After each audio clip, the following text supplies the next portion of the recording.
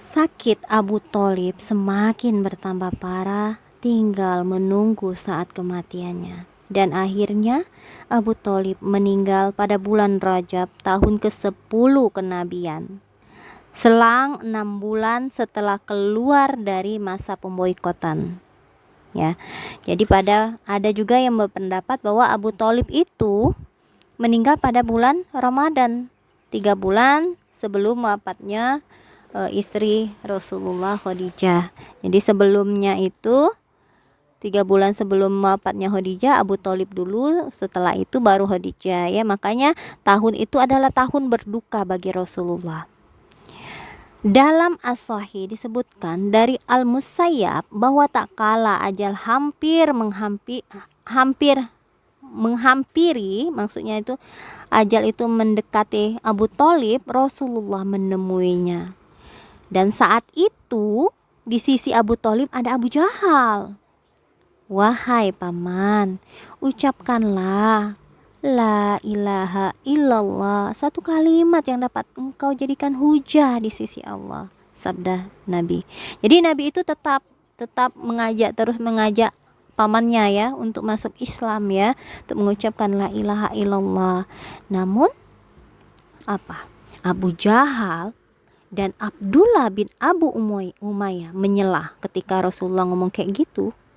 Belumlah Abu Thalib ngomong, disela oleh Abu Jahal dan Abu Umayyah ya, Abdullah bin Abu Umayyah. Katanya, wahai Abu Thalib, apakah engkau tidak menyukai agama Abdul Muthalib? Keduanya tidak pernah berhenti mengucapkan kata ini. Maksudnya sampai ya akhirnya kan Abu Thalib nggak berpikir kan kayak gitu ya. Orang lagi mau sakaratul maut digituin. Hingga pernyataan terakhir yang diucapkan oleh Abu Thalib tetap berada pada agama Abdul Muthalib. Agama Abdul Muthalib, agamanya Abdul kakeknya. Kakeknya itu kan itu Allah. Iya, tapi mereka ini kan sudah tercampur baur dengan yang ini, yang Quraisy ini, kafir ini sudah tercampur baur dengan agamanya menyembah berhala tadi kayak gitu.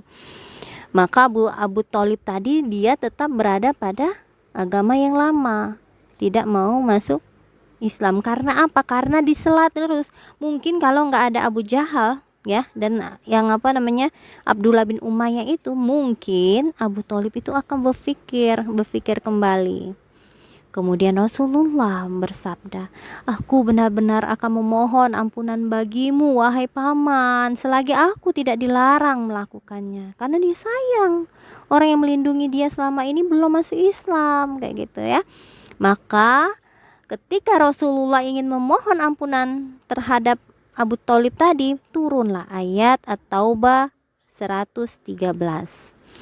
Ma kana linabiyyi walladzina amanu ayastaghfiru lil musyrikina law kanu uli kurba min ba'di ma tabayyana lahum annahum ashabul jannah.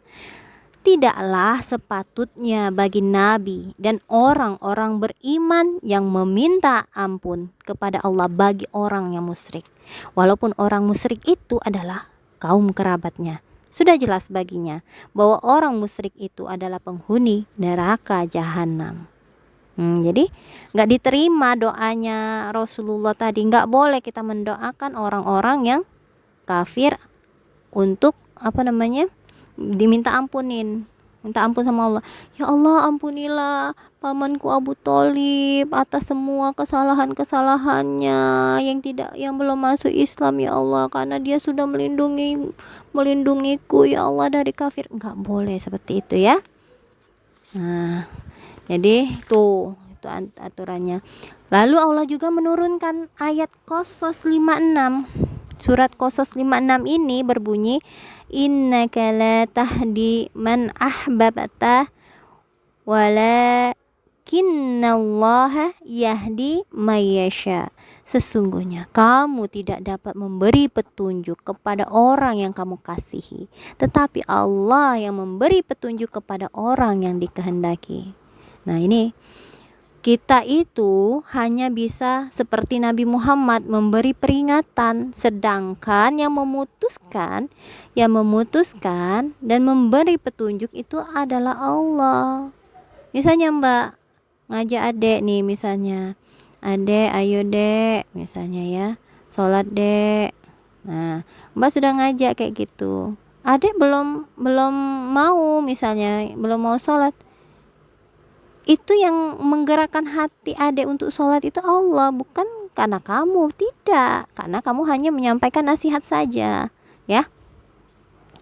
Dan tidak bisa dibayangkan apa saja yang diberikan oleh Abu Thalib untuk melindungi Rasulullah. Abu Thalib itu sebagai benteng ya, sebagai benteng bagi Rasulullah agar terjaga dari orang-orang yang sombong. Jadi masuk neraka jahanam. Iya, iya. Di dalam Sahih disebutkan dari Al-Abbas bin Abdul Muthalib, dia berkata kepada Nabi, sangat membutuhkan paman engkau karena dia telah melindungi engkau sekalipun dia membuat engkau marah.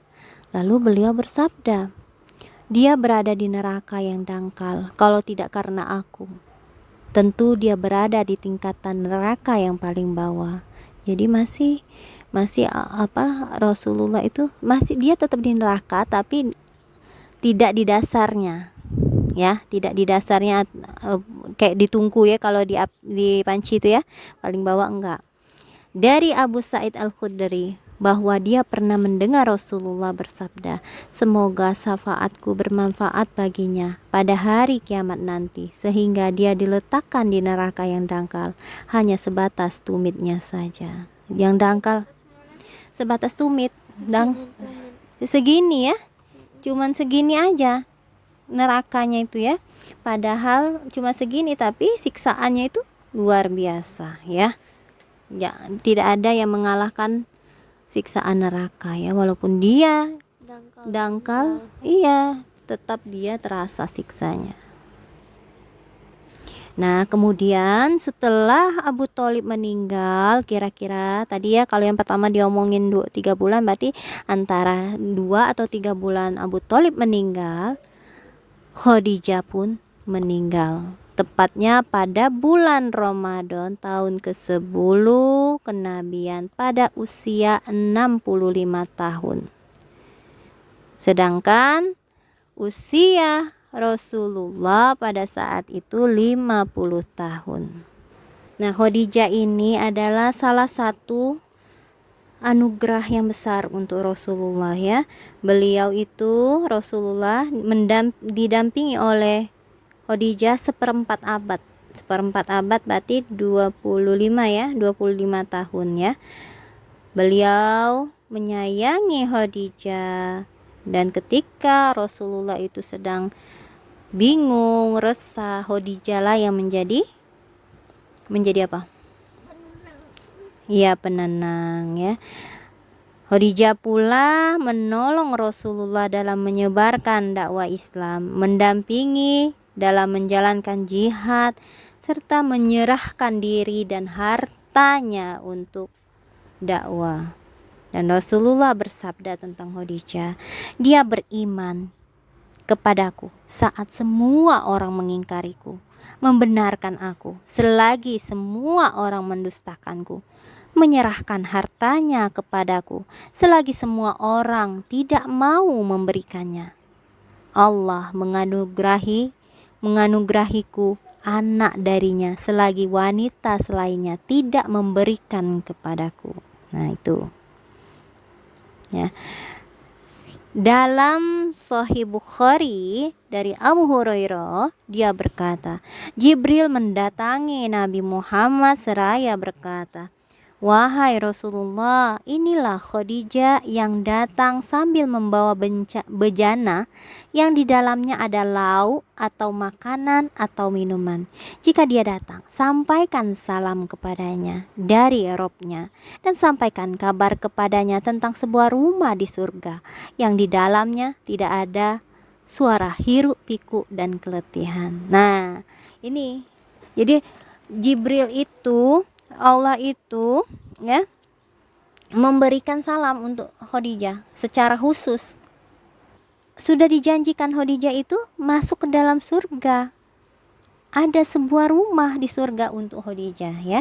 Kan di sini terakhir maksudnya itu Mbak, yang masa itu selama di dunia. Di surga itu sudah dijelaskan tidak ada lagi suara hiruk pikuk berisik-berisik yang menyebalkan, sesuatu yang kita tidak sukai ya. Kemudian keletihan tidak lagi dia rasakan di surga itu. Tapi kan main kejar-kejaran. Ya nggak akan ada rasanya, mau main aja terus, nggak ada capeknya, nggak ada nak minta pijit enggak. Nggak tidur. Ya karena tidak ada lagi yang namanya kayak kita rutinitas yang kayak di dunia itu tidak ada. Kalaupun dia mau istirahat ya istirahat saja, dia tidak merasakan capek. Kalau kita kan istirahat itu ngantuk, capek itu kan enggak.